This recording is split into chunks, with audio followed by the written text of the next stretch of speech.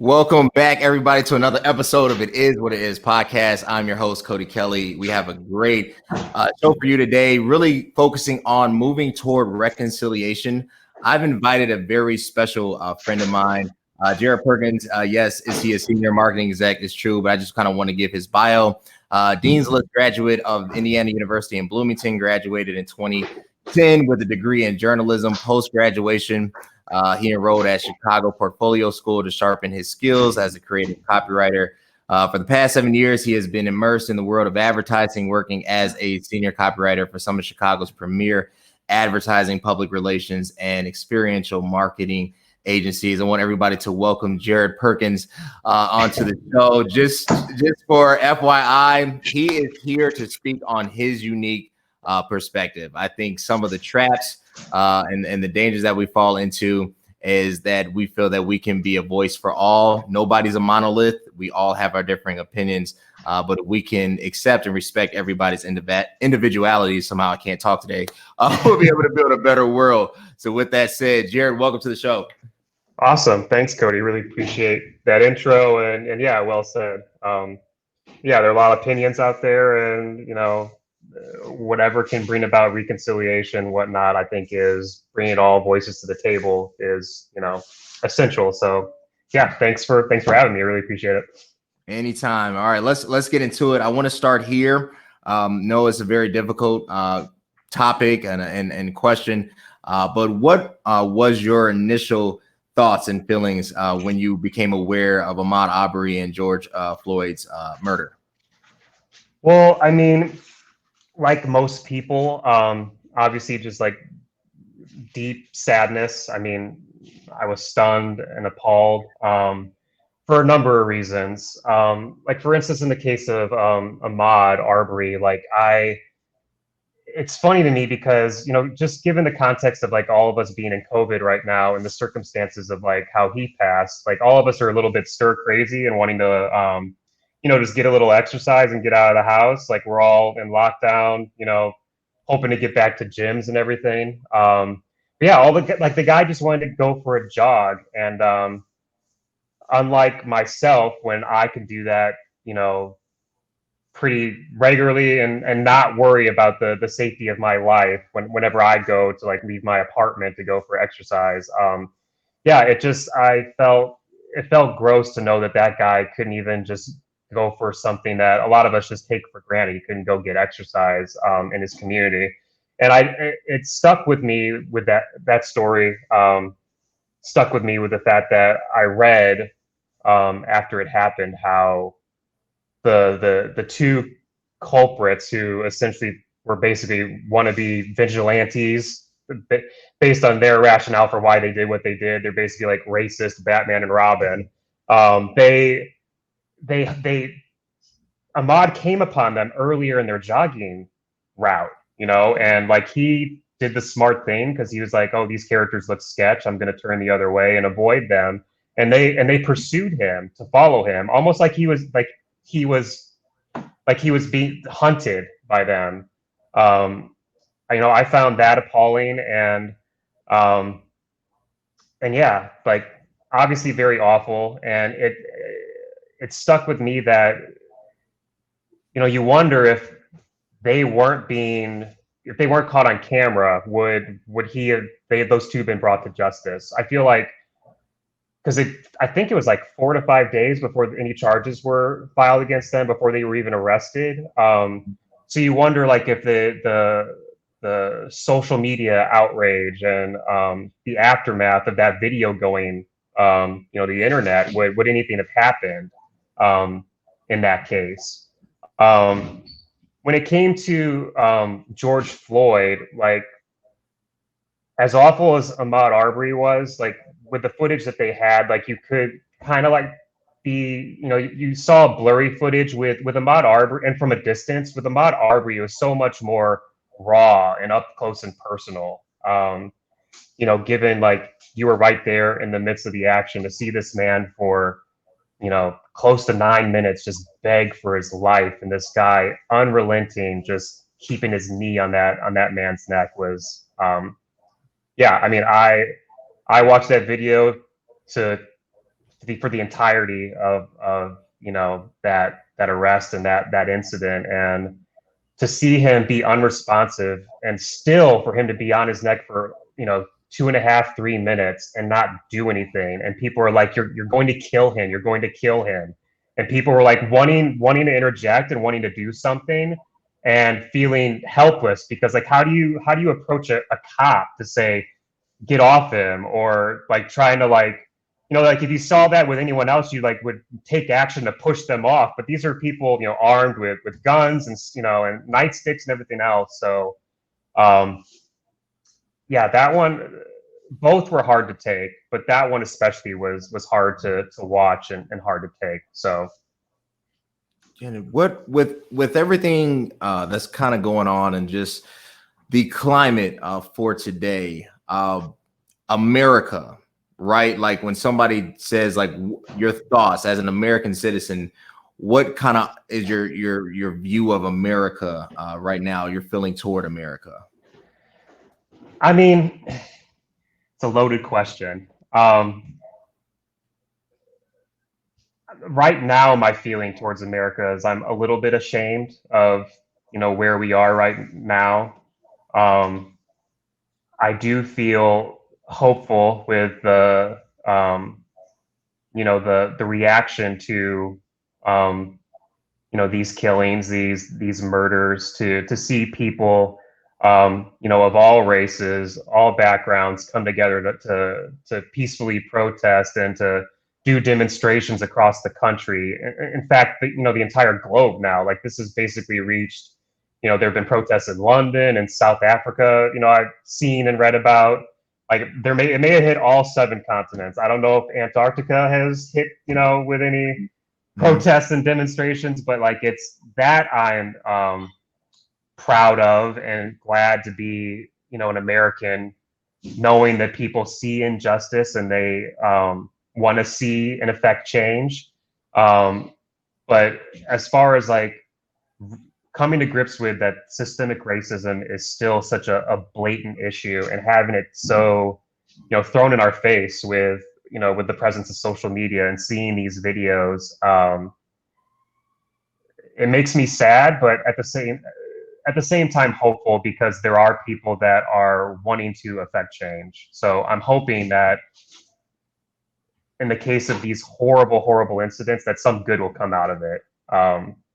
As far as like how I've felt about this country before this incident, I mean, I do like to say that I'm proud to be an American. Like this country has given me, great opportunities, working here in Chicago, as a working professional, coming from like, working class, middle class family in Indiana. This country's been great to me. I mean, I'm not blinded by or unaware of the issues that have plagued this country. I know that as much as we like to celebrate our diversity of cultures, races, backgrounds, like we didn't always start off that way. Like our country was founded on, frankly, 2 original sins, which is Europeans coming to this land and taking it from Native Americans, and then the forcing of people from Africa to come and work on these lands, with slavery. So it's painful and hard to come to grips with that being our reality of our country's founding. But I am glad of the progress we have made, but still clearly you see there's a lot of work to be done. So I'm hoping that, long story short, and long answer, sorry that I'm long-winded with it, but I'm hoping that we're coming to grips with and realizing that there's still work to be done, there's still change that needs to be made, and I'm hoping like these protests will affect that in the near future. So sure. You mentioned systemic racism and kind of the 2, like you said, original sins of America, and just kind of its foundation and history in your own personal life, and you can be as candid or not candid with it. Has race played a part? How has it affected you? Because sometimes we only see it from our perspective, but asking you, what does that mean? What has race played a part for you?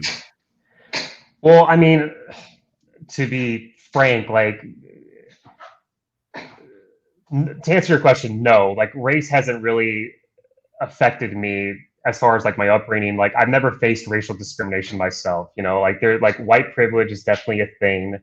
Um, it's not, you know, left wing, you know, hoopla and talking points. Like it's a legitimate thing.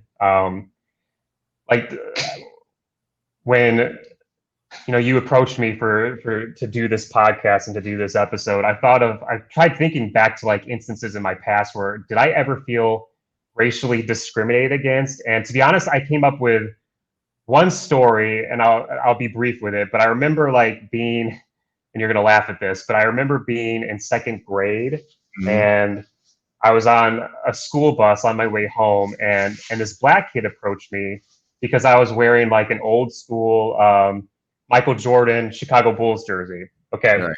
and growing up, you know, in the Chicagoland area and idolizing, you know, the '90s Bulls, I you know, loving basketball, like I didn't think anything of it because like everyone idolized Jordan. Everyone wanted to be like Mike. But this black kid approached me and said to me, "You can't wear that jersey." And I was like, so, you know, being in second grade, I was kind of like taken aback by it. Is like, well, why not? Like, you know, I love Michael Jordan. I love basketball. I thought this is something that we, you know, could Yeah. all get behind. But he told me he's like, I couldn't wear it because I'm white. And I'm like, well, that's interesting, you know, with my little 2-year old second grade brain, like trying to wrap my head around that. Like, isn't that kind of racist? And me thinking back on it, I and having like 2020 hindsight, like I wonder like why that kid felt that way and why he um approached me in that manner. And it dawned on me maybe because like the white community and like the path we are given here in America, you know, is so much more clear and direct than, you know, other communities like the black community and other minority communities. Right. And he probably thought like, why can't you let Michael Jordan be ours? Hmm. You know, because like being, you know, a white male in America, like I could pull from such a huge pool of you know, of role models from, you know, all the American presidents up until, you know, recently with Barack Obama, Right. you know, most of Hollywood, you know, musicians, etc. The list goes on and on. And he felt like Michael Jordan is ours. You can't take him from us. Hmm. So, and that's what I think happened in that moment, and what happened in that with that kid when he approached me in that manner. But other than that, as far as like feeling discriminated against, not really. And I'm only coming to grips with it now, like having to deal with race outside of just like the protests and outside of, you know, it being top of mind for people right now. But like I happen to be, I mean, you're aware of this, Cody. Like I'm married to a black woman, and coming to grips with like some, because we're planning to have a family in the near future, that I'm, you know, going to have black children, and me realizing that there are things that I'm going to have to teach them and come to grips with, like them, like if the climate doesn't change, if society doesn't change, as far as like these systemic issues that we're having thrown in our face right now with police brutality, like do I have to worry about them whenever they leave the house? Do I Hmm. have to teach them, you know, have the talk with them about how you handle, you know, cops when they pull you over, when they approach you, when, you know, you encounter them in your everyday life? And just to further highlight like what white privilege means, like for the talk for the white community is, you know, the birds and the bees talk. Like it's about, you know, when you hit puberty and you're, you know, you're noticing girls and all that kind of stuff. Right. Like with you know, having these conversations with like my black friends, the talk is very, very different. The talk is, how do you handle police to make sure that you don't get killed? And that's just so coming from like where I come from, that's just so hard to put yourself in that position, to put yourself in those shoes, to realize that, you know, not everyone is dealing with the same you know, hand as far as like playing cards, you know what I mean? Like not Yeah. everyone is on the same trajectory here in the United States. And like I said, like I'm hoping that given like what's going on right now with the protests and all the demonstrations across the country, like I read recently like that it's the largest like political like civil rights movement in the world. You know, thinking about just how all 50 states have had some form of protest or demonstration to try to you know, affect change in this issue, I think is amazing. So yeah, I mean, it's something that I realize like if I married a white woman, like I could have totally remained silent and apathetic and just carried on, you know, with my day and my life and not really worry about it. But because I happen to be married to a black woman, like I can't get around not having those conversations. And I'm glad for it because I think it's so very important to have these honest dialogues and discussions about what plagues this country and how we can work collectively to fix it. So Well said. Well said. I sometimes in dealing with these courageous conversations, is it hard to be outspoken, or do you feel like I have to say something because if I don't say something, then I'm just as guilty? Like, how do you draw the line between being passionate about something and always having to respond to something? I think I think right now it's not it shouldn't be hard to have these conversations. I mean, as soon as you turn on the television, look up news, like it's all over, you know, the television waves, it's online, it's, you know, on everyone's Facebook page and Instagram page, like it's everywhere. So if you can't take this moment in time and this moment in history where, especially now in the wake of COVID, when we can't, you know, do very much, it's it shouldn't be difficult to have these conversations.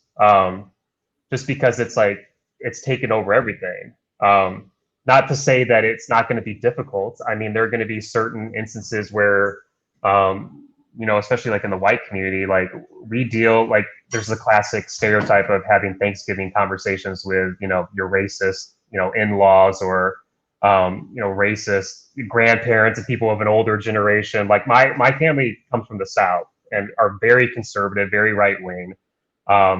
So in the past, it may have been difficult and like a taboo topic to have, or just topic of discussion to even think about, you know, diving into. Mm.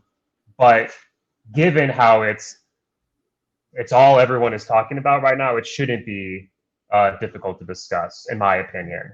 Um, in the past, like before, you know, Ahmaud Arbery and Breonna Taylor and George Floyd, um, in the white community, it may have been hard because of this feeling of white guilt and shame, knowing that, you know, a lot of us could very well have ancestors that date back to you know, the Civil War who happen to be, you know, slave owners. Like that could be in my heritage and my family tree, you know. So for some people, I feel like they avoid having the topic because they feel like they somehow contributed to the, you know, the systemic racism that continues to plague us. But the fact that if you're not willing to have those discussions, like you're in turn keeping things the way they are. Like you're not going to affect change unless you are willing to have those hard talks with people who may disagree with you, people from different backgrounds from you, even like having these discussions with people, you know, who happen to be black and who are directly impacted by this. Like there are some people who are worried to even approach the topic with, you know, with a black person because they're worried of offending or being insensitive. But again, like if we continue to not be open about where we come from, how we feel, we're never gonna, tackle this issue. So again, a long-winded answer, but yeah, like in the wake of all the murders that are happening and what we're seeing in the climate of protests and everything else, like I don't think it should be difficult because and especially like in the wake of the pandemic, where we're not tempted to just like say, oh, that sucks and move on and go to the movie theater and go to typical things that we enjoy to like block out like the bad in the world. I think it forces us even more to talk about these hard topics. Looking at, like you said, obviously this is going to be a joint effort. I don't think one group can effectively fight for this alone. When we look at moving toward that reconciliation, what are those steps? Like, how do we, as a country, say this is where we are, this is where we need to be by such and such a date? What does that look like? Well, you mean like an action plan moving forward to Well, kind just of yeah, like what is the first step? I think we're starting to engage and obviously having these courageous conversations. But what is next, especially as not, a Black person, like what do you feel that is next when you talk about really building this bridge of cohesion? I think continuing to have these conversations and not just because it's top of mind. I mean, I don't think that we're gonna have everything solved, in the next 2 to 3 months. I mean, it's top of mind now because you see it all over YouTube, you see it all over CNN, MSNBC, you see it all over the news right now. So it's easy to be a part of a demonstration or post the black tile on Instagram and whatever else. But like, we're not going to have everything figured out and solved, in the course of 2 to 3 months. I think that we need to be mindful that this will probably be an ongoing issue, and then we need to continue to have these conversations.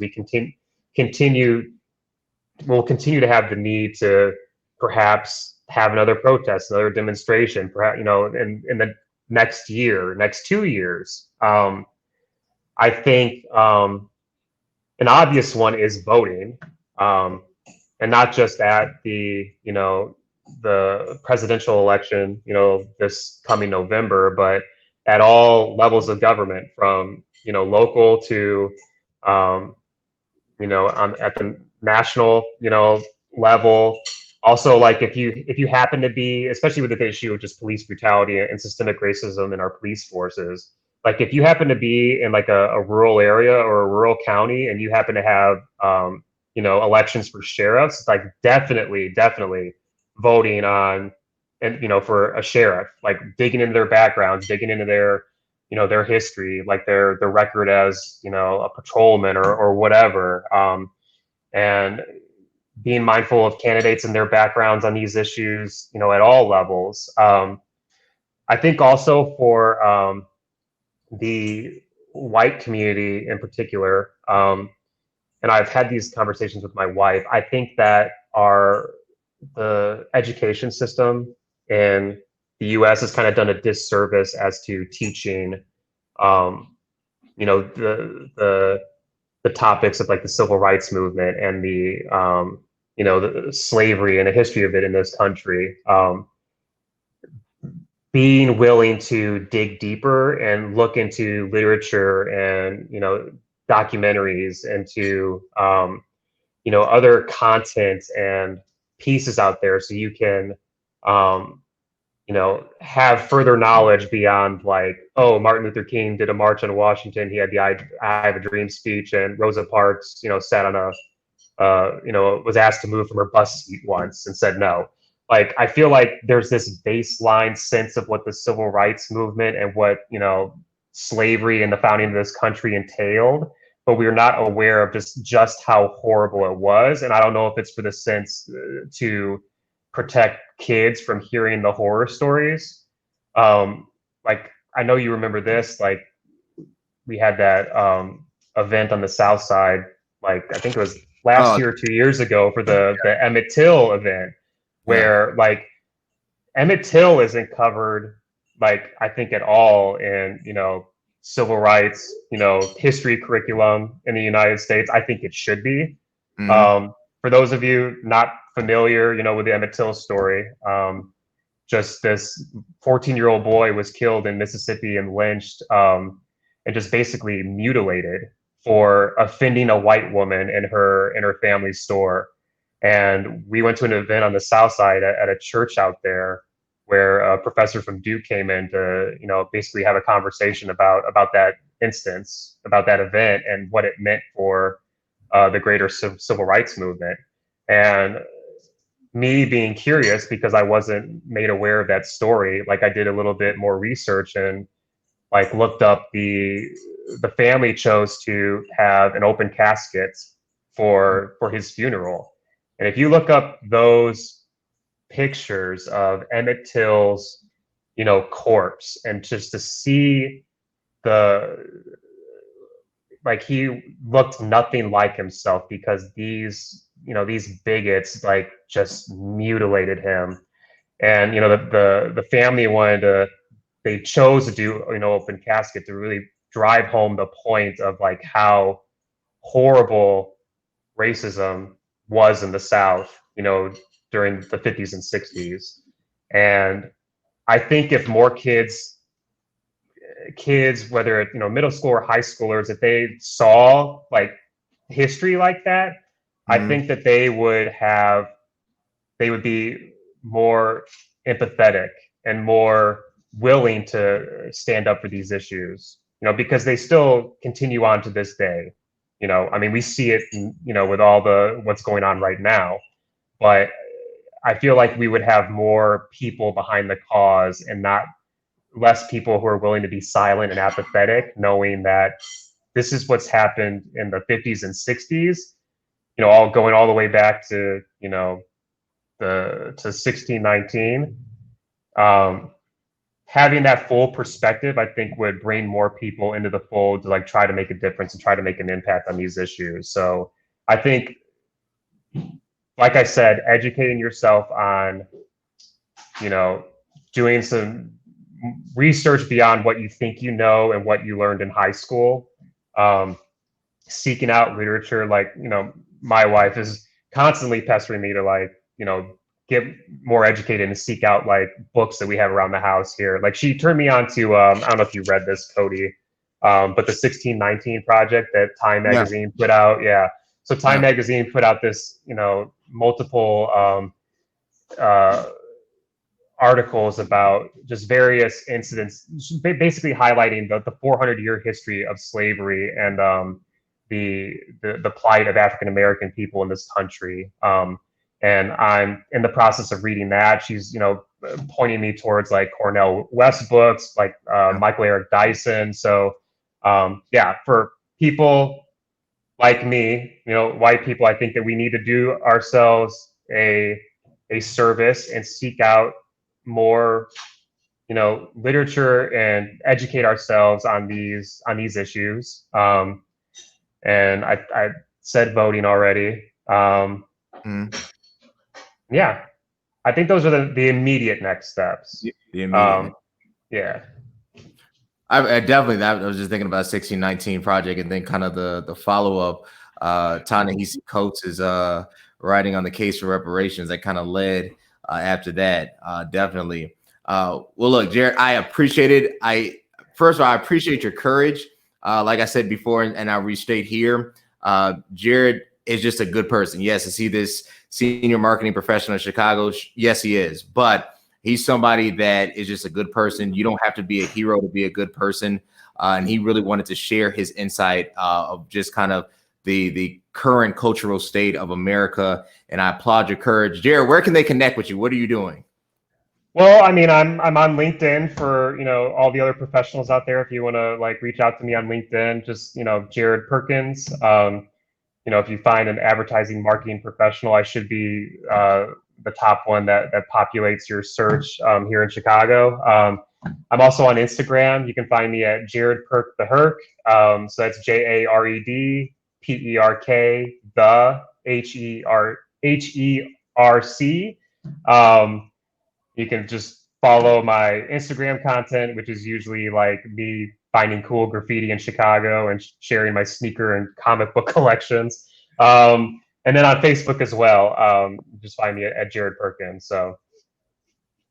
All right. Well, I appreciate it, guys. Thank you for tuning into this episode of It Is What It Is podcast. I'm your host, Cody Kelly. Connect with me, IG CVMK33. This episode will be out. Also, be on the lookout for the app so you'll be able to watch Jared 24/7 and share this in your classrooms and cafeteria. But until then, guys, I really appreciate it. Thanks. Awesome. Thanks, Kelly. Cody, sorry. You're good. You can edit that out.